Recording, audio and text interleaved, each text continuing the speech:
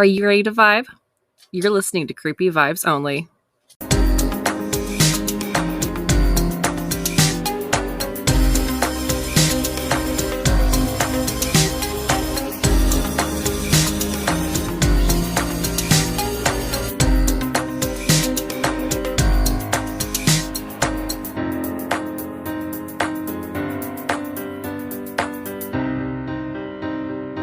Hello, happy Monday. Welcome to another episode of Creepy Vibes Only.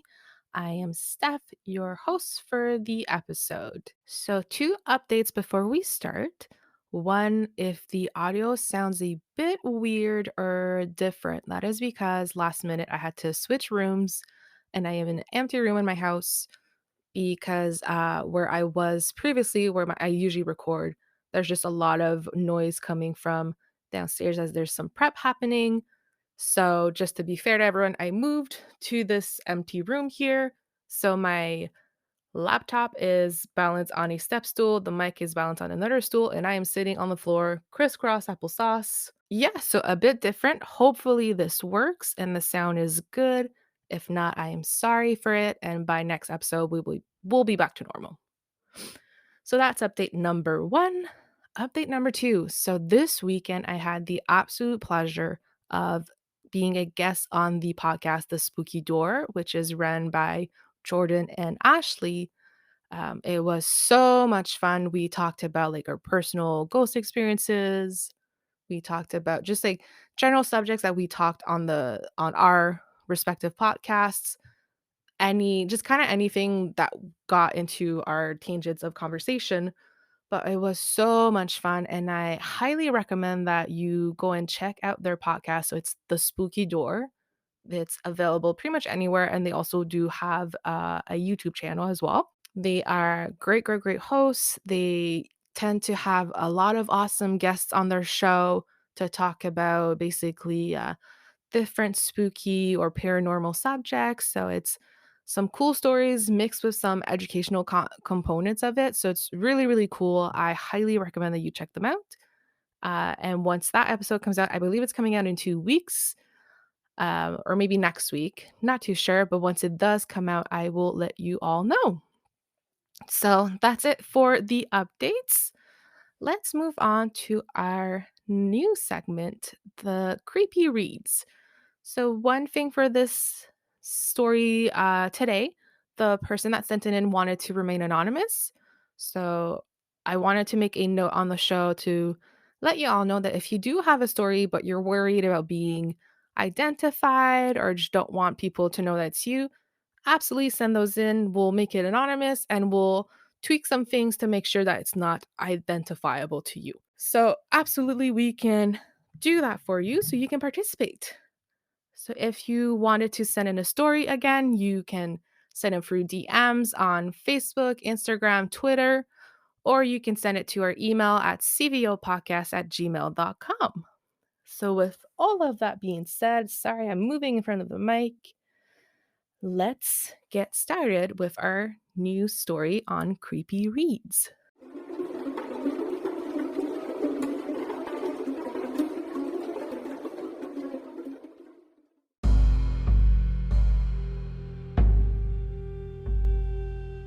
Here we go. Once I was visited by a ghost on a family trip. I visited my mother-in-law in Bouctouche, New Brunswick. She had recently purchased a house that was built 2 years previously. It was a nice big house that sat on large fields, but it was built next to a cemetery.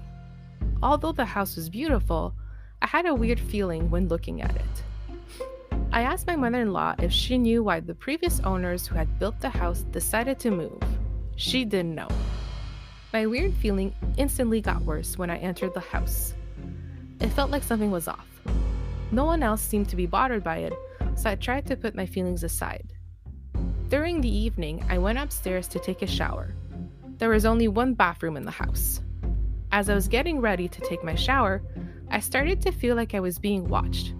I looked outside the window, but it was pitch black out, so I couldn't see anything. I shook off the feeling and took my shower. As I was getting out of the shower, the doorknob on the bathroom door started to turn. I cried out, "Hello, I'm in here," then said my husband's name, thinking it was him, but no one answered back. The doorknob kept turning, and when it stopped, I listened to see if I could hear where the person went, but I didn't hear any footsteps walking away or going down the stairs. I joined everyone downstairs, expecting someone to mention that they tried coming in either as a joke or by mistake, but no one said anything, so I didn't mention it. That night we went to bed. I left the bedroom door ajar. The light in the hallway was shining into the bedroom. During the night, I woke up when I noticed that the light was blocked out by something. I looked up to see an older man. The man had opened up the door and was holding onto the doorknob. The man simply stood there staring at us sleeping. He didn't look like anyone that was in the house. I just looked at him, didn't really understand what I was seeing, and went back to bed. The whole time we stayed there, the feeling of being watched did not stop. I don't know who the man was or where he came from, if he was attached to the house or to the cemetery. But when my husband said that he wanted to leave 2 days later, I gladly followed. Oof, that was creepy. Thank you for sharing that with us. I wonder who the man was and what he wanted. Ugh, something about people just watching you is gross. So, thank you for sending that in. I'm looking forward to hearing more of your creepy stories. You guys have awesome ones. So, please keep sending those in. Alrighty. Now, let's move to our second story in the Choose Your Own Adventure listener's version.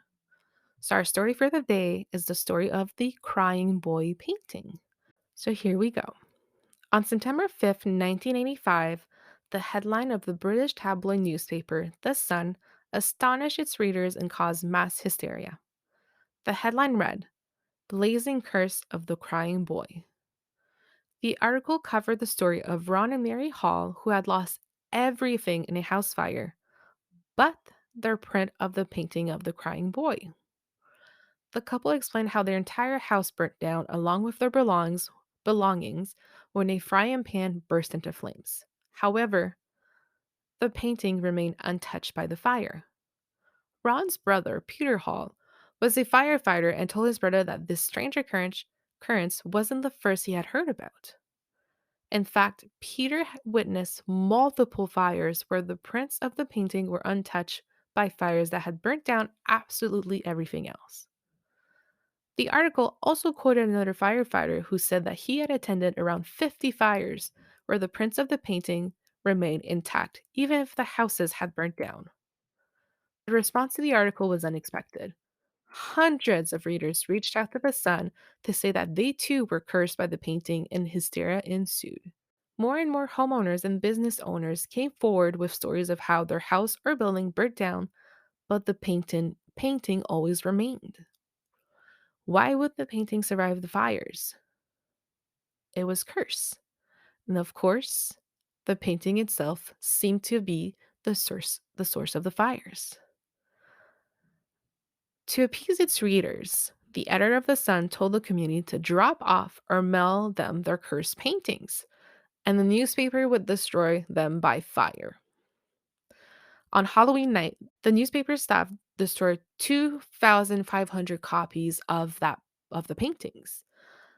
They managed to burn them all, but it took a very, very, very long time to do so. During the process, staff members recalled being worried that the paintings wouldn't burn. They said that it took way too much time, and a lot of times the flames would die down, go back. So they were really worried that they were, in fact, cursed and doing something to make the curse fall back onto them. But the story of the crying boy painting does not stop here. The curse until this day still affects many people. People who have brought this painting into their house claim that there's an unnatural sense of realness when looking at the painting. In front of people's eyes, the painting seems to come to life. Some claims that they see the subject of the painting either moving slightly in their peripheral vision. It just seems to come to life for them. Others claim that in the middle of the night, they'll just start hearing someone cry. And when they're investigating the crying, it always brings them back to the painting. People also claim that the curse of the painting is so strong that their lives are completely ruined once they obtain the painting. Some people would say that once they brought the painting in their house, they went bankrupt. Just disaster ensued onto their lives. Others even attribute the curse of the painting to the passing of a loved one. And there are still accounts of fires being caused by the painting or fires that are randomly caused and the painting still survives. Now let's dive into the background of this painting. So, the painting was actually made by the Italian painter Bruno Amarillo. He, under the pen name of Giovanni Bragolin.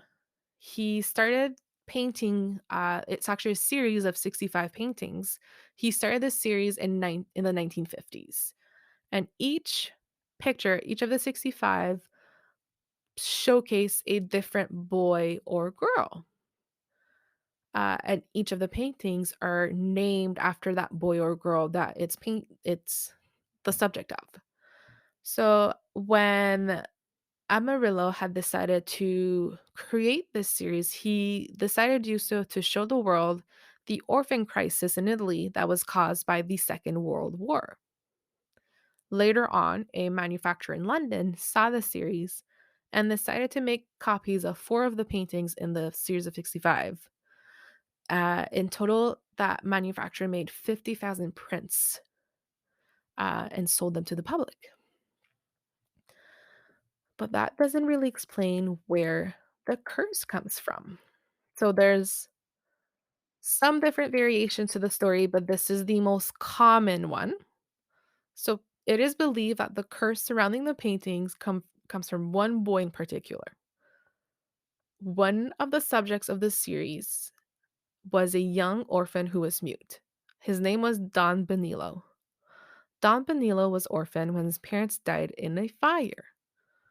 One of the priests working at the orphanage had nicknamed Don Benilo as Diablo because mischief seemed to find this boy anywhere he went, as well as fires. Fires would always seem to happen when the boy was around. The painter who had decided to paint this little boy, in some stories, they say that he took him in and adopted him, and others just that he would bring him over to his studio to paint and then bring him back to the orphanage. So, but it is according to the story, the wall right after finishing off that painting, it is told that the studio of the artist was just set ablaze without any explanation. So that studio burnt to the ground and the painter lost everything. He immediately accused the boy, and heartbroken, the little boy ran away, never to be seen again. Until one day, there was a car accident where the car exploded into flames, and the only thing that survived that wreckage was a driver's license that read Don Benilo. It is believed that his flaming death is what brought the curse to the painting. And that painting in question is the one named Toby within the series. So if you do happen to have that painting in your house, there are three ways you can break the curse. One, you can give the painting away to someone else and just transfer the curse over. However, you cannot sell it or try to destroy it. If you try either of those two, the curse will remain with you. A second way is that you go and get the painting of the little crying girl. It is believed that separated both all of these paintings have bad luck, but once you pair them together, the bad luck cancels this out and it becomes good luck. So having the pair of the little crying boy and the little crying girl makes it lucky and you have fortune onto your house. And then the third way is to simply just treat the painting and the subject nicely and with respect.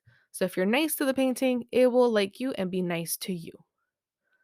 So that is the curse of the painting of the crying boy. So I really hope you've enjoyed that. So I had done some deep dives into this story, and I found this YouTube video, which was from BBC Radio 4.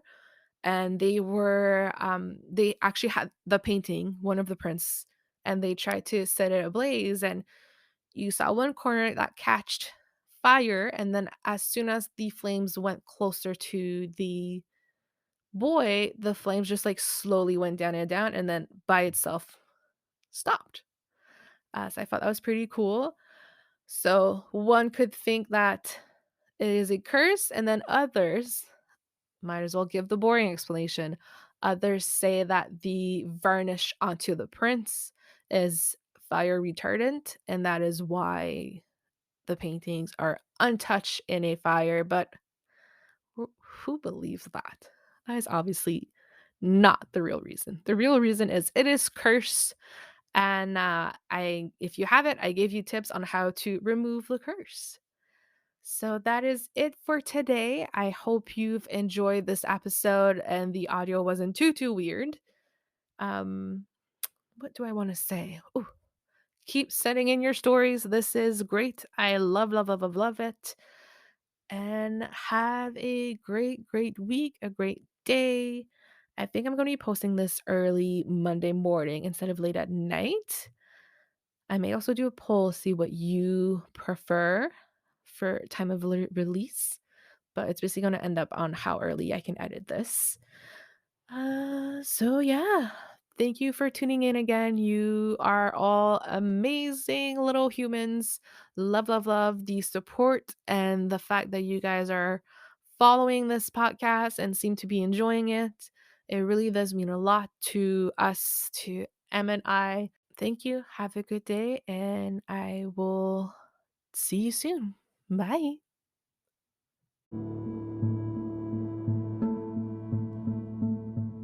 You've heard the scary ghost stories. You've discovered horrendous crimes and opened your eyes to the lives of murderers and missing persons. Maybe you've learned about cars or music. But have you ever wondered about the strange stories that make us, us? From zombies in World War I to history-changing comets to witches and incestuous bloodlines, take some time to learn something about our peculiar past with Brad and Alyssa over on the podcast Strange History.